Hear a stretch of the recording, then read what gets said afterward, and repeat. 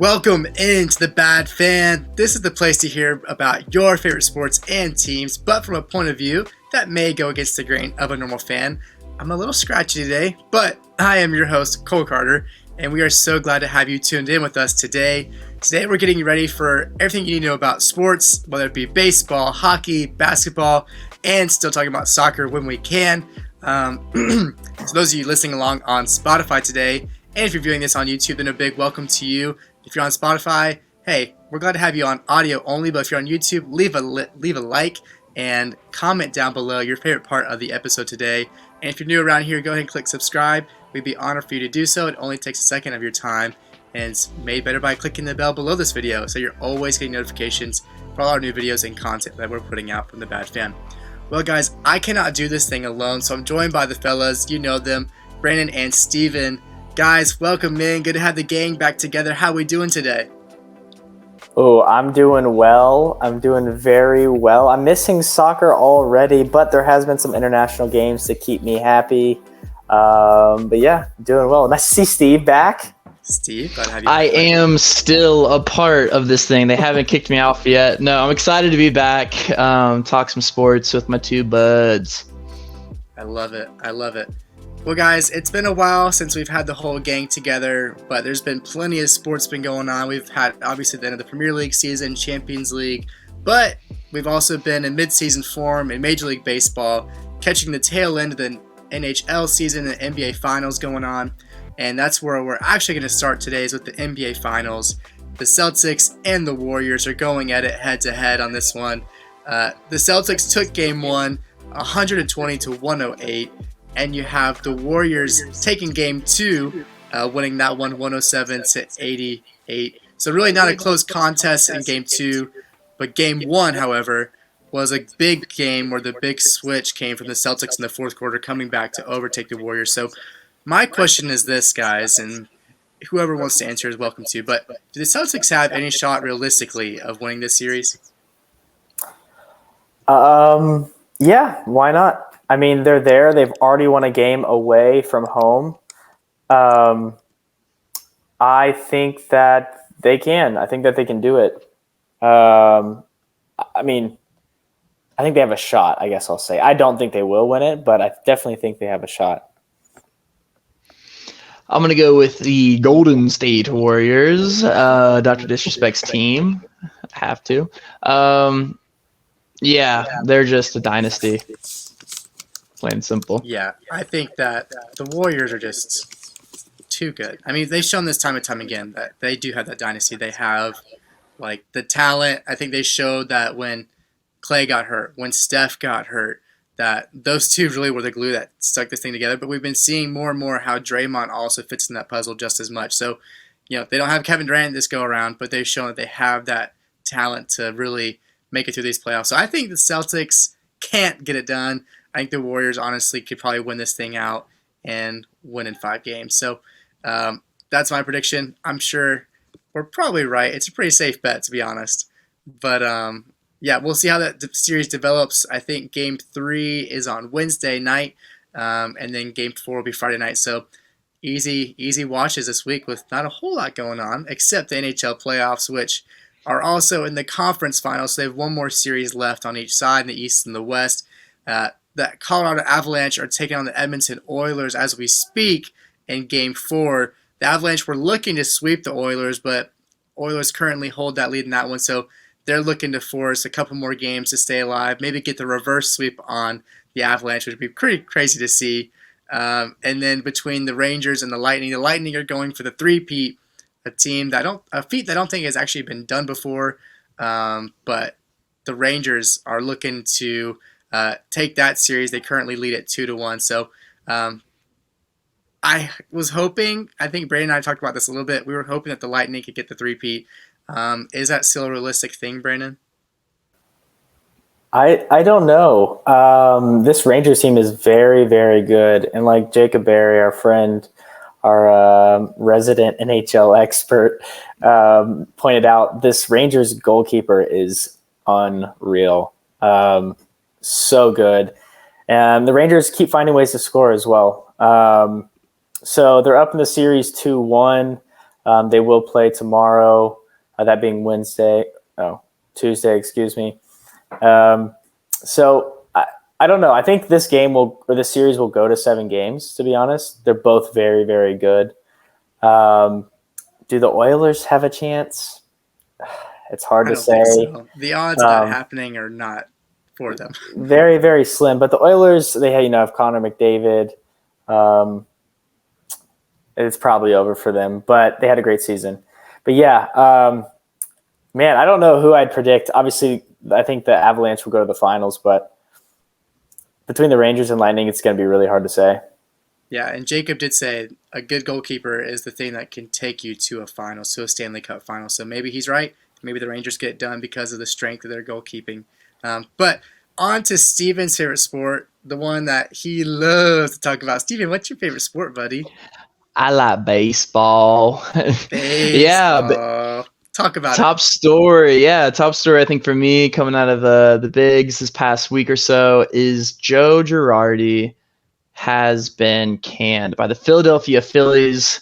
I thought this was a pretty early firing. And you see this Phillies team, it's a message to their fan base. They're not messing around.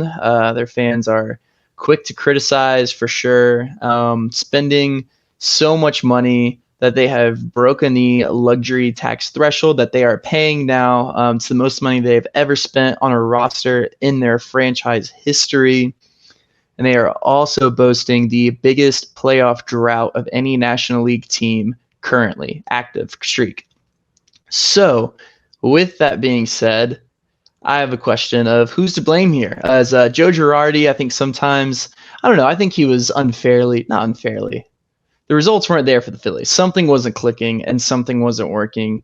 But I think a lot of times managers can be a scapegoat to a bigger issue.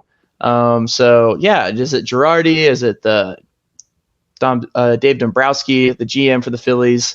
The ownership, the problems go deeper, or the baseball gods just smiting them. I mean, I don't know. But the Phillies have replaced Joe Girardi with his longtime right-hand man, his bench coach, even when he was up in New York, Rob Thompson. This guy has been a coach, an assistant coach or a bench coach in the major leagues for over like 25 years and never gotten the chance to manage. So kudos to this guy. He'll be in charge of riding the ship for the rest of this season. But yeah, I just had a question of, who's to blame? And also, how important are managers really, do we think here? Yeah, I mean, realistically, it seems these days in the analytic era of baseball that managers are more like the figurehead. They're more so the kind of spiritual leader of the group. Maybe they're the ones keeping the locker room together. They're the ones, bringing up like the motivational factor. So maybe Joe Girardi was not getting that done up in Philly.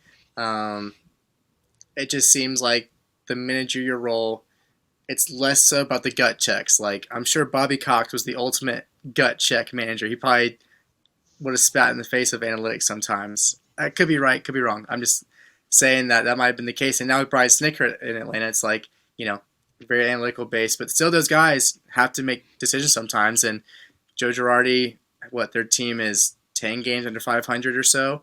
I mean, they're a team that was supposed to be competing in the NL East. So I don't think managers matter as much as they did 8 years ago, especially, that Phillies team back in 08, 09. I mean, those were great teams, and it's hard to imagine that they haven't made the playoffs since then.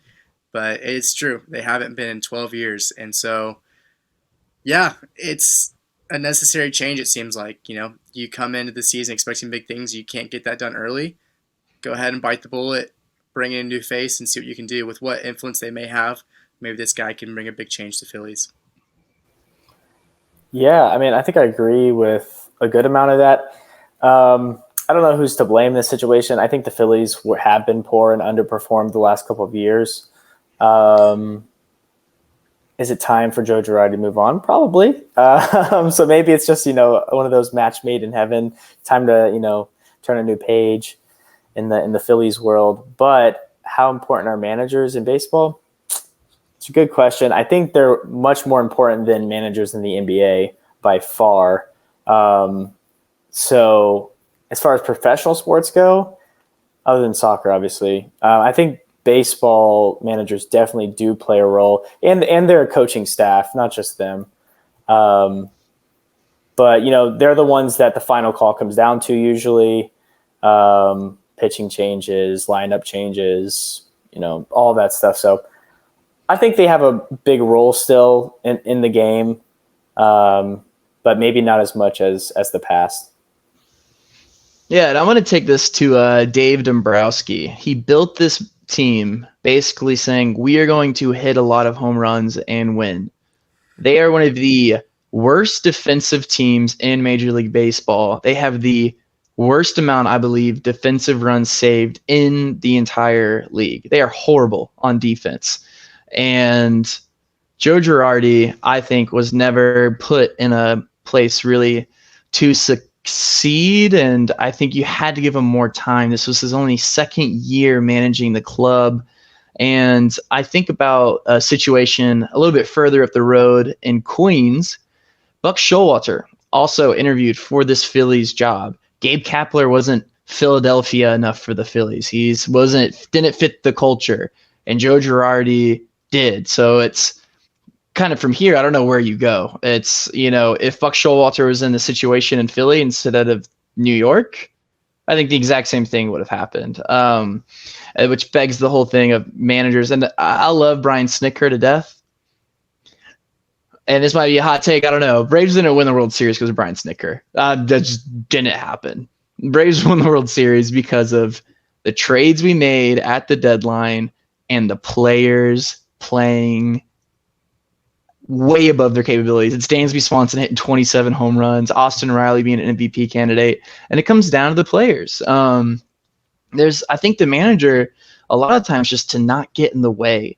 But this Phillies team, man, as a Braves fan, I love to watch them suffer, and I hope they never make it to the playoffs again.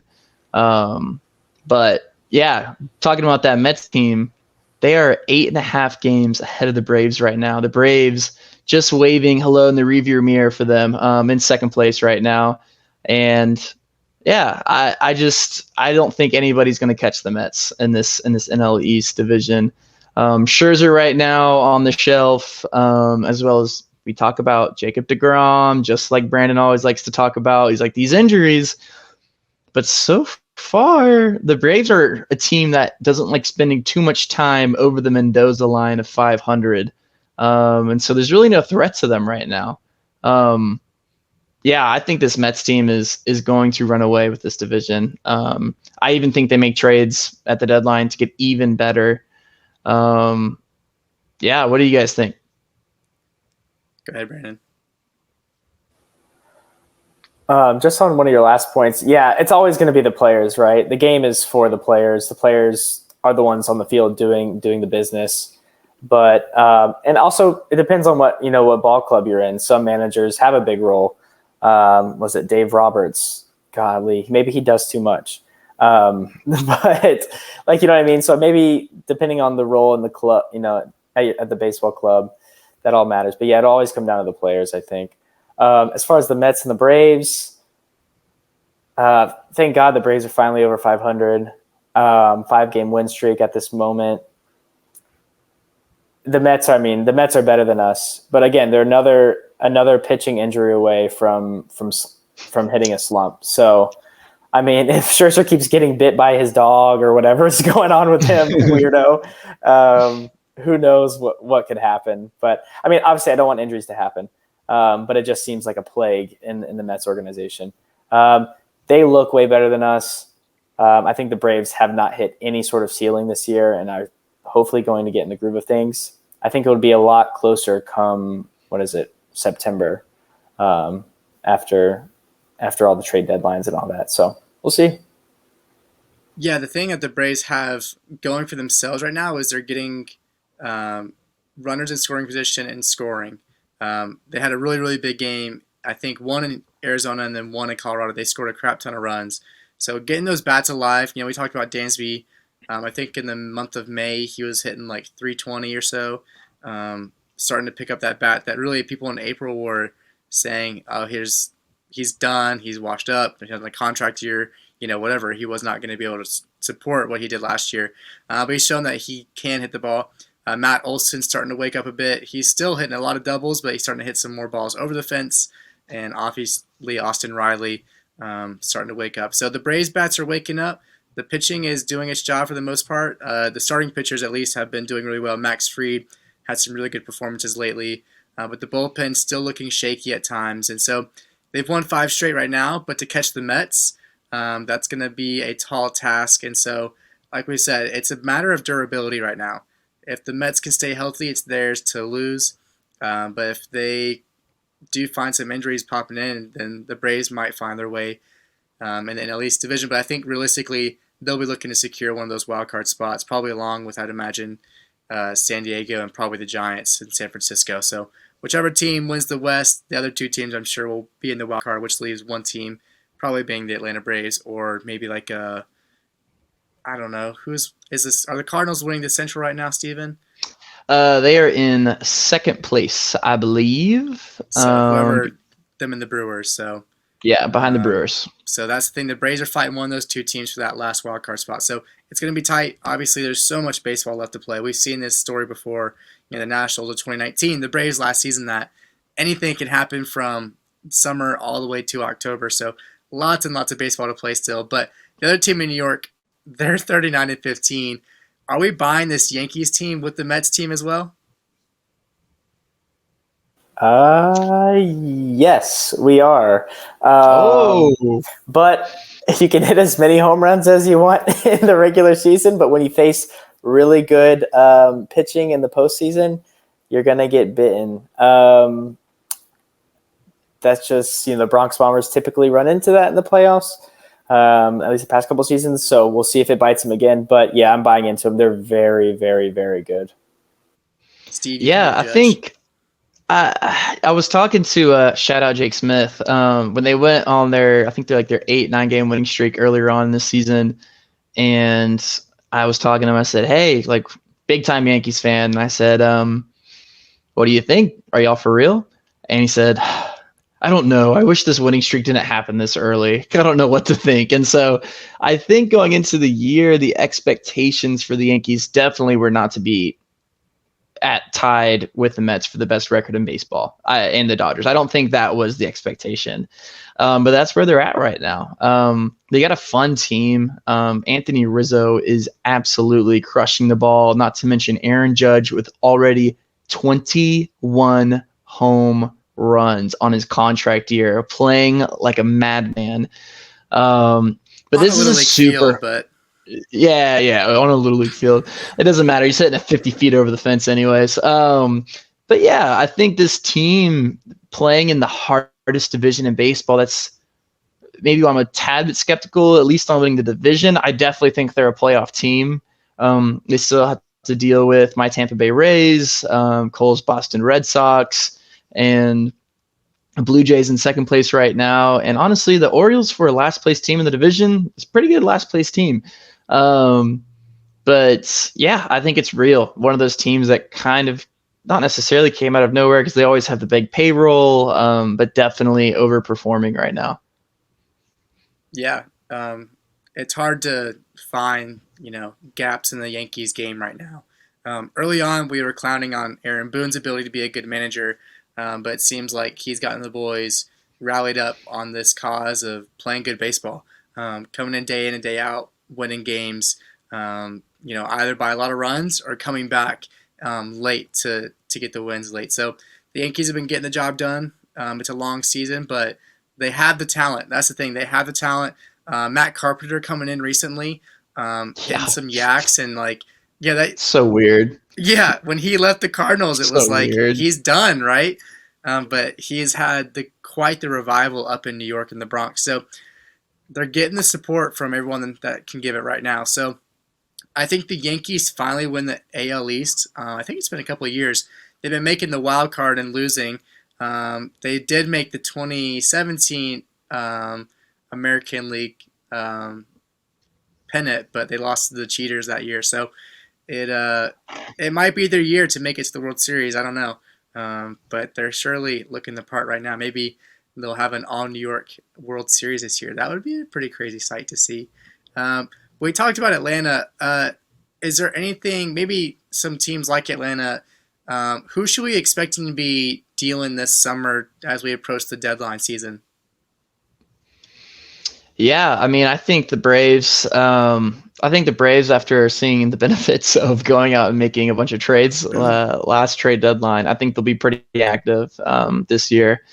Somebody who I would love, that I think Atlanta needs right now, would be some pitching, some starting pitching depth, maybe some old reliable playoff energy, maybe somebody that likes to get thrown out of games, play with some animation, hits home runs. Madison Bumgarner from Arizona.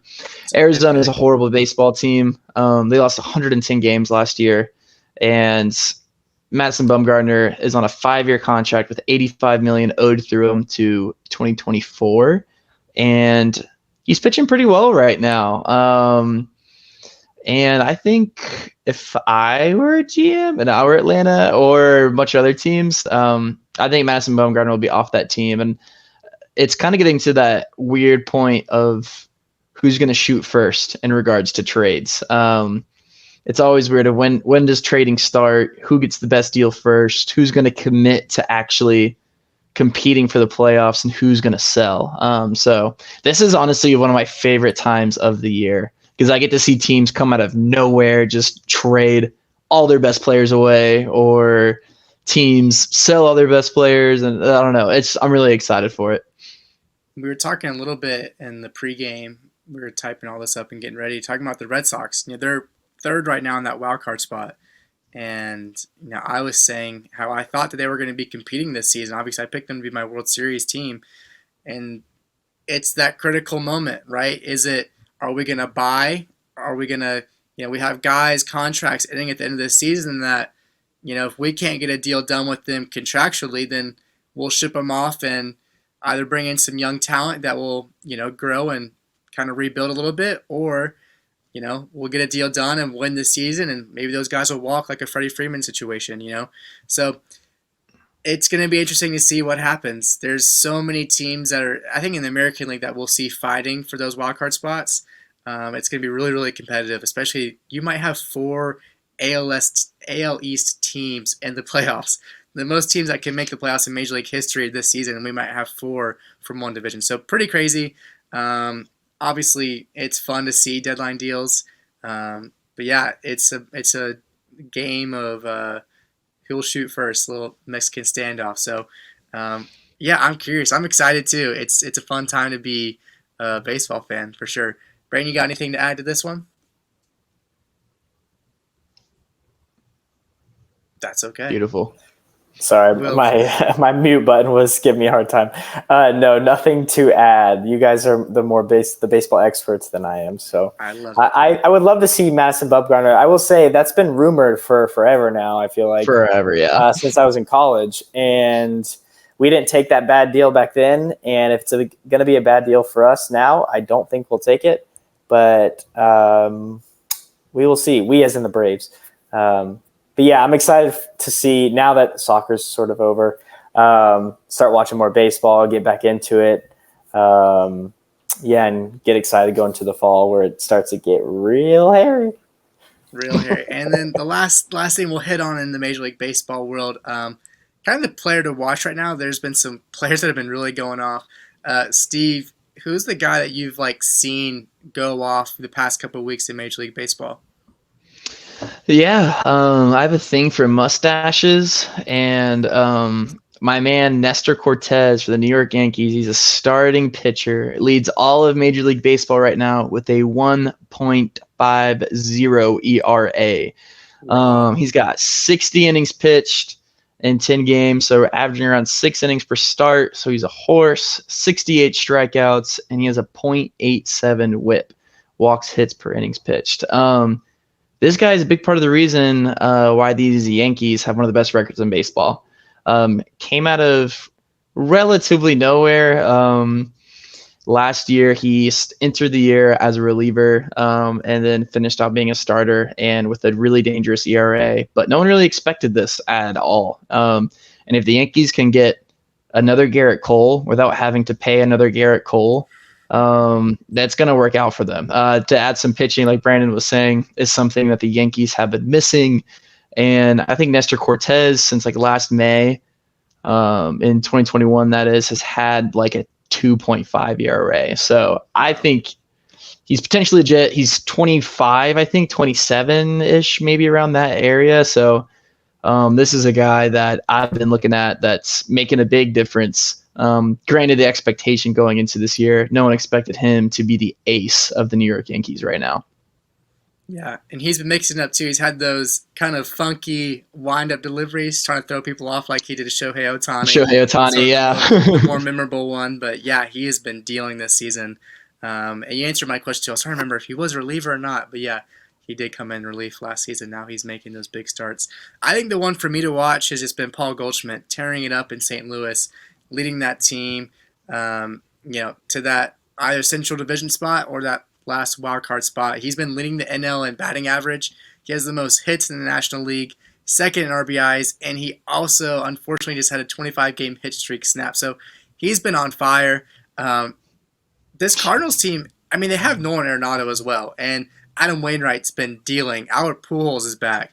Yadier Molina, again, those three guys right off from the sunset together. Is it destiny for the Cardinals? Like, it might be this season. They can finally round it up all together and maybe find themselves in the World Series this year. It might be the St. Louis Cardinals year. So I'm keeping my eye on them, especially Paul Goldschmidt, as he might find himself winning a National League MVP potentially. But enough about baseball. We're going to catch the last things of soccer for this kind of 2021-2022 season of play, beginning with the UEFA Cup of Champions. Brandon, this will be your area of expertise. Give us a little roundup of what has been going on recently. So it was Italy versus Argentina. It's the CONMEBOL, which is the South American tournament, and then the UEFA. Why am I blanking? It's the European, the Euro champions. Yeah. So Italy beating England last year. Yeah, they played, and poor Italy, man, they just did not look good. It's probably why they're not going to this next World Cup, which is so crazy to think. I mean, they have great players on their team. They just won the Euros, and they're now not going to a World Cup, and they look bad against Argentina. Arturo Martinez, Di Maria with a cheeky chip, and Paulo Dybala at the death to score 3-0. You know, I think this Argentina team is very, very good going into this World Cup. I think Messi just scored 5 the other day in a friendly. Against Estonia, not saying a whole lot, but it's impressive. That's the second time he scored 5 goals in one game before. It's crazy. He's so good. So obviously this sort of cup doesn't really matter, but it's another trophy for Argentina, another trophy for Messi.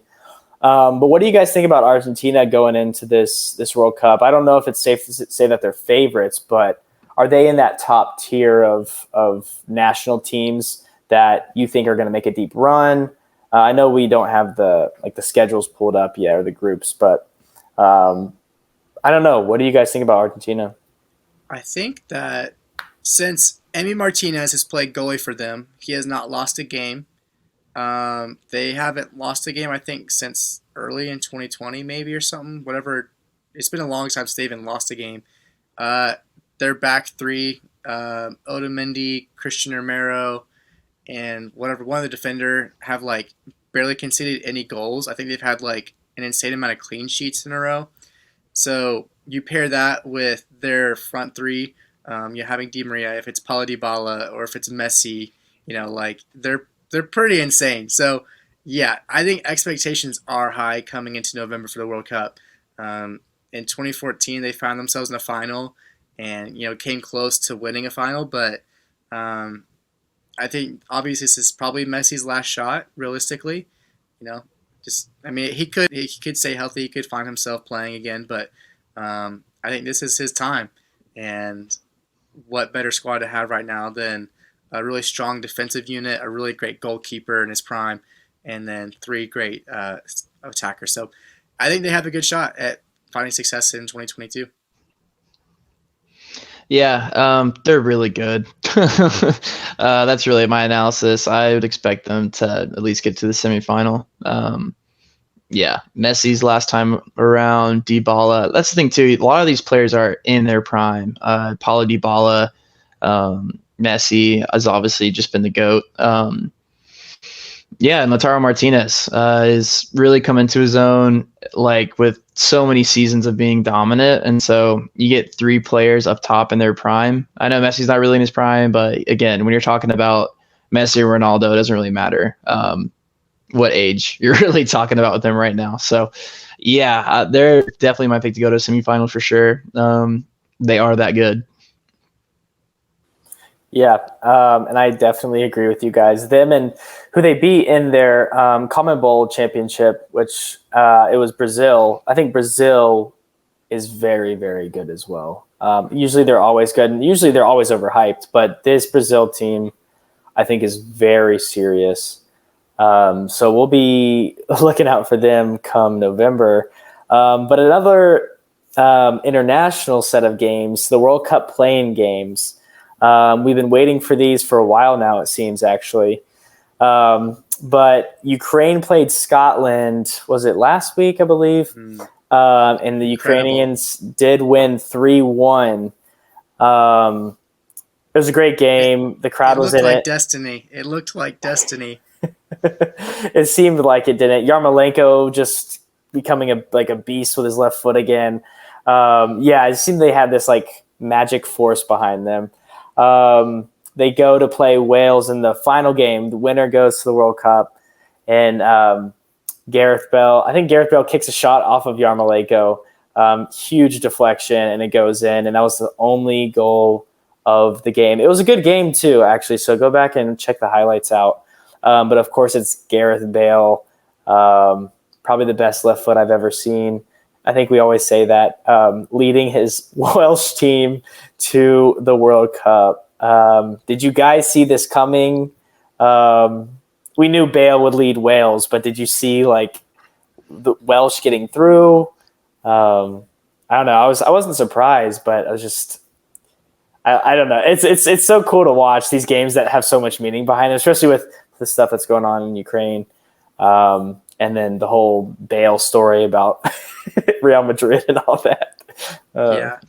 It's been pretty incredible. It's a great flicked on header by Yarmolenko to score. But obviously, I think both of these teams are going to be scary because now Wales will join the U.S., Iran, and England for their group in the World Cup. So either team I thought was going to be dangerous. Obviously Ukraine has so much to play for right now.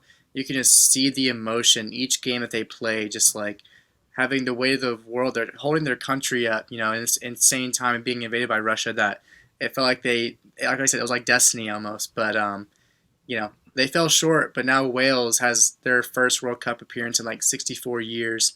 Like we talked about Gareth Bale, his first time in World Cup, obviously coming off of his 5th Champions League win. When he showed up at Real Madrid, they hadn't won a Champions League in over a decade, and then they went 5 with him in his tenure. Obviously, like he's a special player, and like Wales is looking like a great team as well. The defense has stepped up. Like players like Ben Davies from Tottenham has shown up wildly. Aaron Ramsey still can contribute to this team. So Wales is dangerous.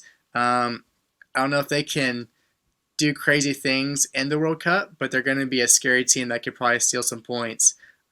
Maybe they could slip through and find that second spot in Group F with the United States, England. Yeah, I think the thing that scares me about Wales is Gareth Bale. I think when it comes to world class, and we're talking about World Cup tournament, we're talking about internationally, Gareth Bale is world class. He's demonstrated that every single game with Wales. You can say what you want to say about his Real Madrid career over the past few years, but the contrast with the United States, I don't think the United States has a world-class player on the roster.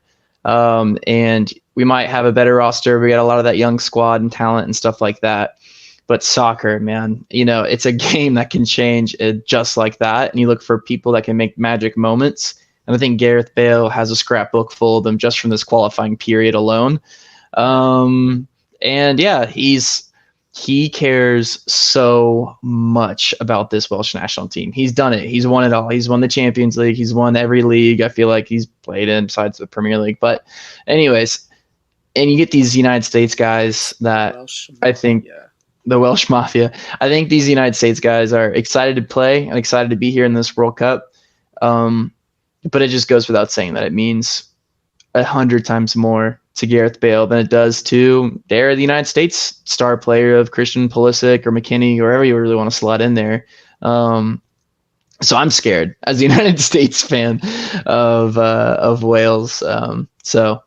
But it's going to be a fun group, and there's going to be a lot of fun games.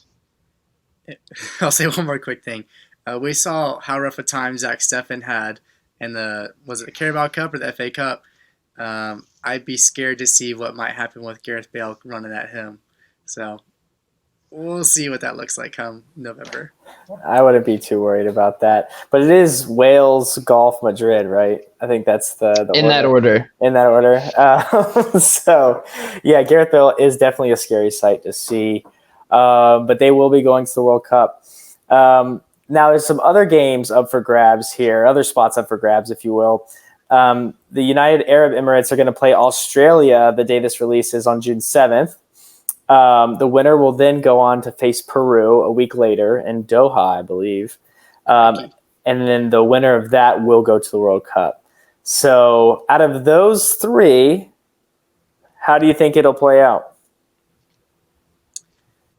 I feel like Australia naturally probably has some better players. They've been in the World Cup a couple of times, probably used to being on that stage, so just that experience might take them. But Peru, I think, is it Rui Diaz is Peruvian? So he'll probably look to carry Peru. That'll be a really good matchup, actually. And then Costa Rica, New Zealand. Costa Rica made the round of 16, either 1 or 2 World Cups ago. They have some talented players. Keylor Navas, if he's healthy, I know he had that injury against the U.S. In that last game that we played against them. So I'd probably favor Costa Rica in that matchup as well come June 14th. But yeah, it's exciting to have these World Cup playoff games to watch. Still some great soccer to watch earlier in the summer before we have a long hiatus until these major leagues return back in August. Yeah, I mean, I'm going to echo that. I think Australia is going to take care of the UAE and Peru. I don't know. I just like to see you see what it means to the players. Not that it doesn't mean anything to us, like other players around the world, specifically with Australia, but it's not a normal thing for Peru to necessarily be in the World Cup. So I would just love to see them make it. And I actually think New Zealand might upset Costa Rica. I don't think they've looked good in this qualifying period from the games that I've watched. And yeah, I don't know. That round of 16 magic is, I don't know. Hopefully maybe I can get it through. But Keylor Navas or bust. And if Keylor Navas ain't there, it's going to be a bust. Yeah. Well, I would say Peru and Costa Rica to go through to the World Cup. But we will see. So be watching those games. In more international soccer, the U.S. men's national team played. Hey, but the games didn't matter. They were just friendlies. Thankfully or not thankfully, I don't know. But yeah, USA took on Morocco. And they won 3-0 with Aronson Weah and Haji Wright from the penalty spot scoring. Did you guys catch this game? I did not, but Brennan Aronson, fresh off of his move to Leeds, getting the nice goal off of the amazing touch from Christian Pulisic, the ball over the top from Walker Zimmerman, great touch, getting into the box and looking to his left, and Aronson puts it away. So clinical from the Americans early on, and then Timothy Weah get on the score sheet. I think he's done a couple of times, it seems, in this kind of period with the U.S. men's national team. So I like to see that from Brennan Aronson. He's looking to solidify his position on this team. So good 3-0 win for sure from the U.S. on that one. Yeah, I just watched the highlights in there, and it was good. I'm really keen on that Timothy Weah goal. He's going to be huge for the U.S. In this qualifying. I mean, in this World Cup campaign coming up here soon. But yeah. Yeah, there was a little bit of controversy after the game. Christian Pulisic came out It's sort of like unlike him, but I love it, to be honest. He had a quote saying he's not particularly happy with the amount of Americans that were there tonight. Um, he did say he did end up thanking the fans that did come and support. But what do you guys make of this? I mean, there's so many ways to think about it, right? Like ticket prices are just can be stupid expensive, especially for a family of four in Cincinnati, right? But it is the U.S. men's national team. I don't know how I feel about it. I don't know, Steve. Do you have any thoughts? Yeah, I mean, I think it's, rinse repeat with the U.S. men's national team here. I think it was not too long ago where the U.S. played in New York City against some CONCACAF team or CONMEBOL team in South America, and it was an away game in New York City, right? And so I think the U.S. has just struggled, regardless, having home field advantage. Us three got the privilege to go watch the U.S. go play against Honduras up in Columbus and freeze our butts off, but even then, a lot of Honduras fans there. There was definitely predominantly United States, but I think, yeah, the sport just means more to other people. To be frank, I think the the U.S. men's national team, the U.S. organization, I should say, like soccer organization, doesn't do any favors by these ticket prices. And you really should be trying to inspire these younger fans, this generation of supporters to get into the game. Do more in the community, get out there, do marketing more, make the ticket prices cheaper, do the family pack, whatever it is. And I don't know, I think as a United States fan, knowing that our philosophy is to freeze out our opponents on our home games is getting kind of old for me, just because we beat Mexico a couple of times in the old Crew Stadium, and the stats should back it up too, but it's weak. And I think this comment goes out towards mainly the U.S. Soccer Federation as opposed to the actual fans. Because, Christian Pulisic knows it. Every soccer player knows it. Every fan knows it, that the U.S. is just part of the cool thing about the country. We have people of very different nationalities, and not a lot of U.S. Americans that love our own national team. Missing last World Cup cycle didn't help, but yeah, it's a story that we've heard so many times. A lot of those home World Cup qualifiers, I think, were sold out, had really great attendances, but maybe don't play your friendly in Cincinnati, Ohio, and expect a large crowd against Morocco, a team that doesn't even have its star players playing. So, I'm not surprised by the attendance, and I'm not surprised by Christian's comments. I think they're a welcome change to people just being honest instead of sucking up to whatever. It's okay to have criticism. It's okay to have an opinion. And if the U.S. soccer wants to see its growth, then market yourself better. Market, watchable opponents that are going to have good players playing. If it's the middle of June and we're playing Morocco, they don't have their star players and we're not playing for anything, yeah, I'm not going to pay $45+ to go sit in the nosebleeds in Cincinnati, Ohio, to be frank. And so, especially coming off Memorial Day weekend, people just travel a lot, spend a lot of money then. You're already in a weird economic situation, so really not surprised at all. I welcome the comments, and I think that's about it I have to say. And that's real quick. And going back when we were all roommates in college, I tried to buy, this is something silly, but maybe says something about U.S. soccer. I tried to buy a Weston McKennie jersey. And do you guys remember this? Yeah, I tried to buy a Weston McKennie jersey. Man, bought it, everything. It's going to come through the mail. I get an email from U.S. Soccer. It's like, oh, yeah, we don't have any more jerseys. I was like, oh, if Weston McKennie, I can get a different jersey. Like, no, we just don't have any jerseys for sale.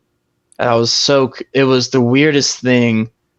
It's like they don't, it's just so lazy. We have the most money almost anyways, I'll get off the soapbox real quick, but it's just a funny reminder. I was like, oh yeah, that one time I tried to buy a U.S. soccer jersey and they just didn't have any jerseys, and it wasn't for any reason. They just got back to me and said, yeah, we just aren't selling jerseys.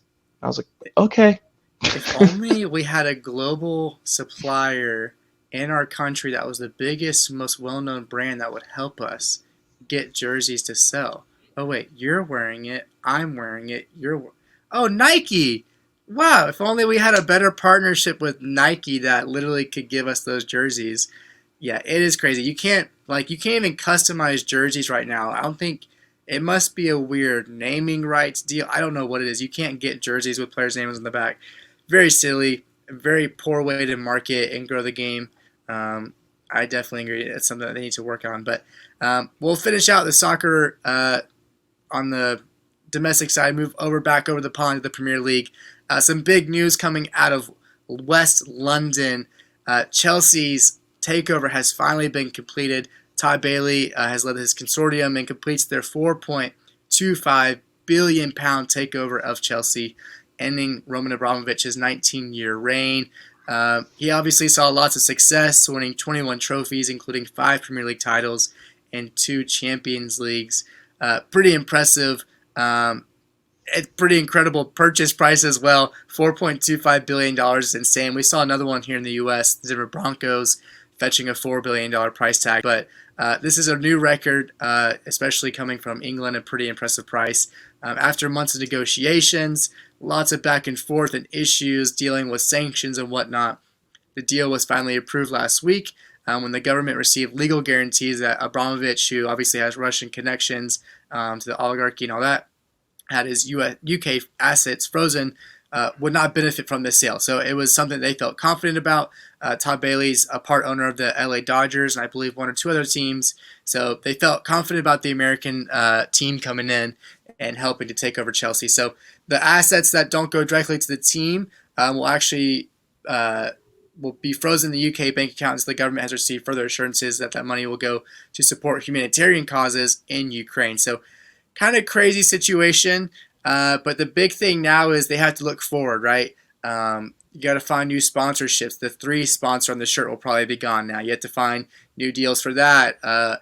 Players coming in and out. You lost someone like Antonio Rudiger, who you couldn't get a deal done during the season.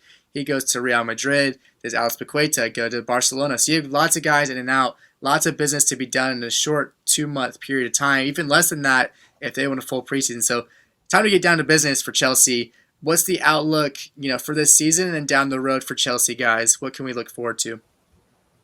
I'll say, I don't know. It's tough. Roman Abramovich pumped money into that team. He got them to where they are now.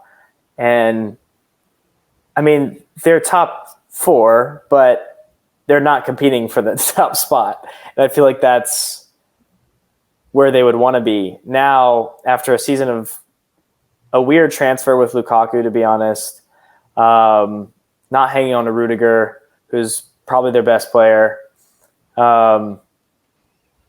These American owners might not get it. They might not fully understand. And it's a consortium, right? It's a whole group of them, but they might not fully grasp what this Chelsea Football Club is completely about. I hope it goes well for Chelsea. You don't want to see a historic club like that just fall. But I think they could be dropping into like the 8th place the table. Wow. I really think maybe not this next year, but I just don't see another ownership group willing to pump money in like Roman Abramovich did. So I'd be very interested to see. I mean, what happens with Tuchel? Like, who knows what happens there if the if the consortium doesn't like him as a manager? Like, I don't know what they're going to do this offseason, if they're going to rock the boat or what. But I'd be very, very nervous if I wasn't already. Which, if you're a Chelsea fan, you probably are. I'd be very nervous going into this next 2 to 5 years. Steven? Yeah, you kind of took the words a little bit out of my mouth there. I don't think they'll go as far as 8 this next season, but maybe. Honestly, I definitely think I can't see them finishing top 4. This is a team that honestly didn't finish too far ahead of Tottenham and spent way more money than Tottenham. You have Lukaku talking to Inter, begging to come back, basically. I think it'll happen. A loan move away. Talks of Ziyech wanting to leave, Timo wanting to leave. I feel like every Chelsea headline I'm seeing of transfer rumors or player exits as opposed to links to the club. But it's going to be Time to wheel and deal, I guess. If these owners, if they're going to pump money into the club, or if they are going to sell players, what they're going to do with that money. It's kind of that time to where Chelsea almost kind of like Manchester City, but not nearly as successful in the most recent years, but just bought everybody. You bought everybody, and you're going to hit on something. You know, you're going to hit with some good players, and that's going to be less so now. So they got to be smarter with their signings. What do they look like at the top? Are they going to start Timo as a striker? Are they going to keep Lukaku? N'Golo Kante did not look great this year. Had a lot of injuries, but he's kind of aging a little bit. Got a lot of question marks on this Chelsea team. Christian Pulisic's dad having to drive his little boy to the stadium. Is he going to want his boy to play I'm just kidding, at Chelsea though? But for real, they have a lot of questions and drama. So much drama wrapped up in this team. And I think you look at the teams outside of the top four.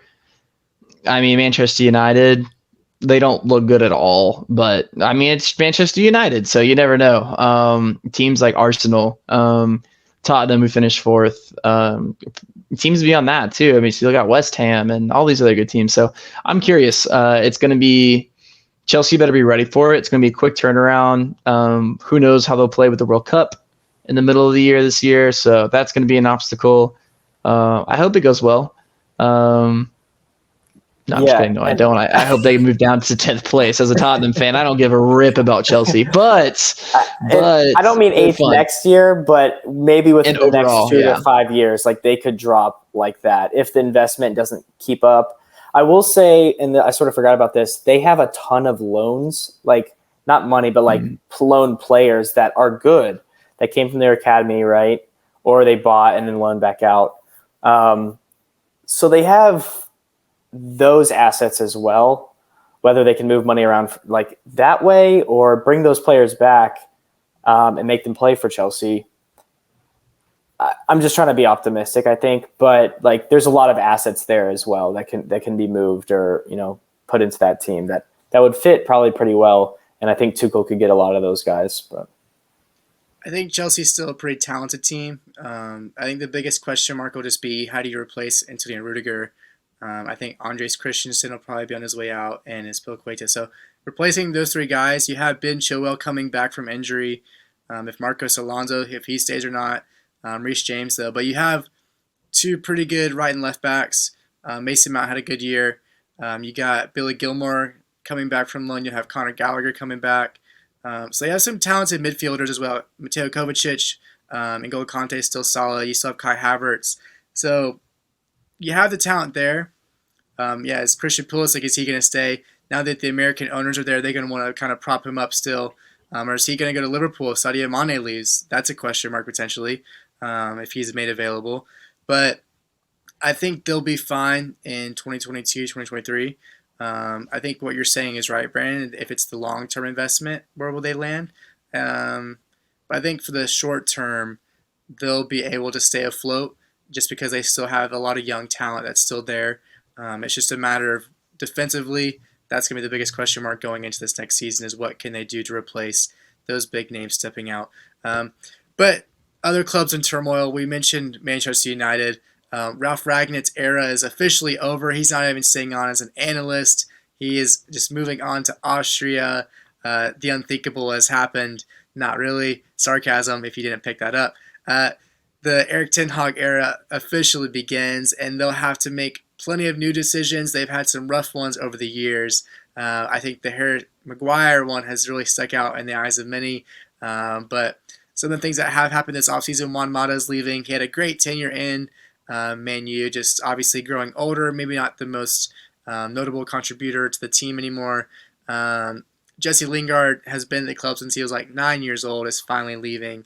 Maybe Matic is stepping out. The big, I think, player that people will be wondering is what is Cristiano Ronaldo's future? This is a guy that I think lives and breathes Champions League football. Can he handle one season without it? I don't know.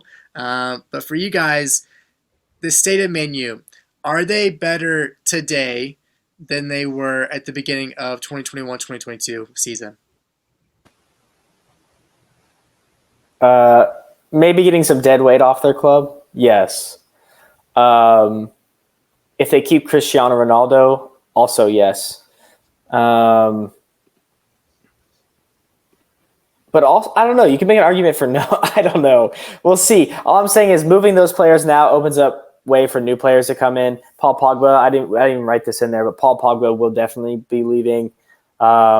So they're, I think, going to be primed to make some signings. Some good ones. They're already talking to what's his name, Steve, at Barcelona, the midfielder.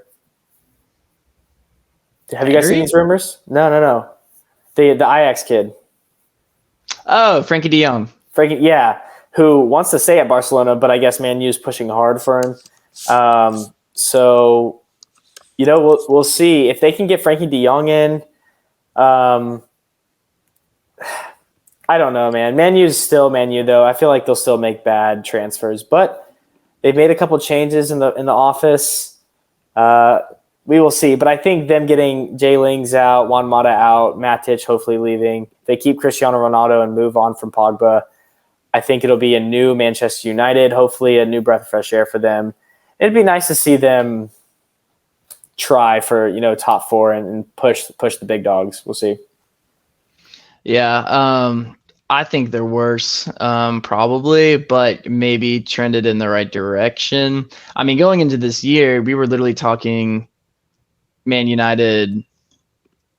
I mean, I don't know, maybe not like mainstream, but it was talked about potentially challenging for the title. I mean, that was kind of the expectations with Varane and all these guys coming into this team, or that's Varane was at Chelsea, but anyways, it's No, you're crazy right. though. Veron came to Man U. Yeah, it's a United. Okay, who's that? Thiago Silva. That's what I got mixed up with. But yeah, I mean, it's nice to shed the dead weight. But they've made so many bad signings. I think I've heard rumors of just give Ronaldo the captain's armband; it'll stay.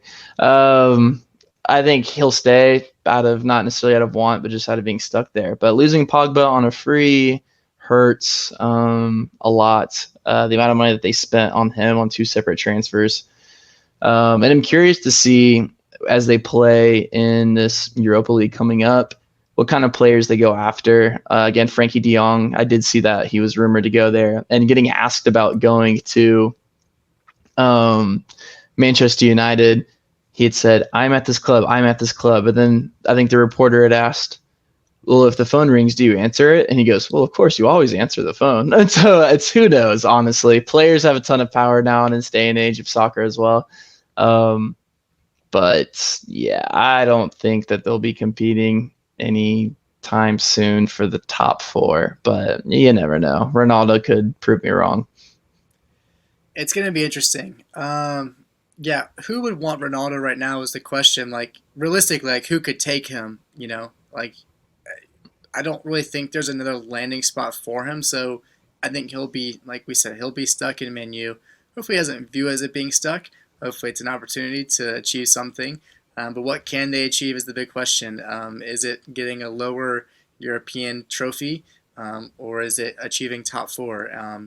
If I'm a part of that Man U organization, top four has to be the highest priority. But there's so many leaking holes still left. You have who is Marcus Rashford? Who is he gonna be in the future? Is Jadon Sancho gonna find who he was supposed to be? There's still so many question marks, so many holes you get to fill. Like, realistically, I feel like top four next season is gonna be Liverpool, Man City for the title. Tottenham's gonna be in the top four, and if West Ham is anything like they were, they'll take that fourth spot.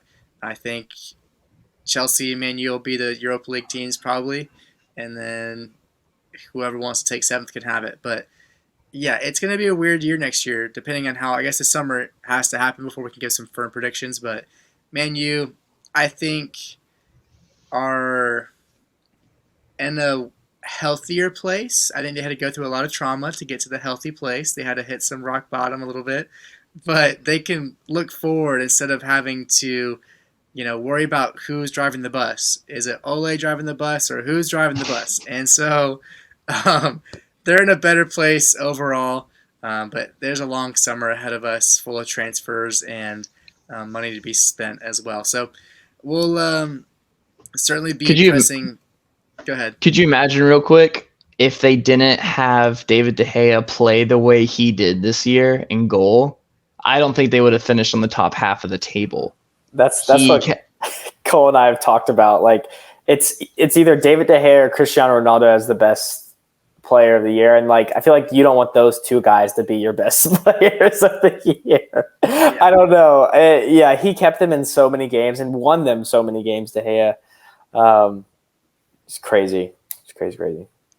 Yeah, it's going to be fun pressing refresh on every Twitter site with Fabrizio Romano on Reddit. Every time we can get those news, it's live. Transfer season is live, so very, very exciting time to be watching soccer and everything going on around the world.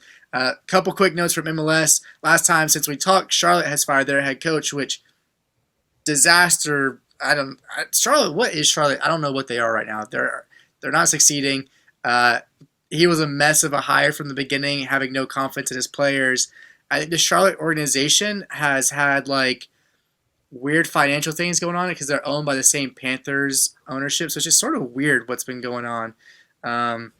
So odd time to be up in Charlotte, but yeah, and Atlanta United here at home, more players getting injured.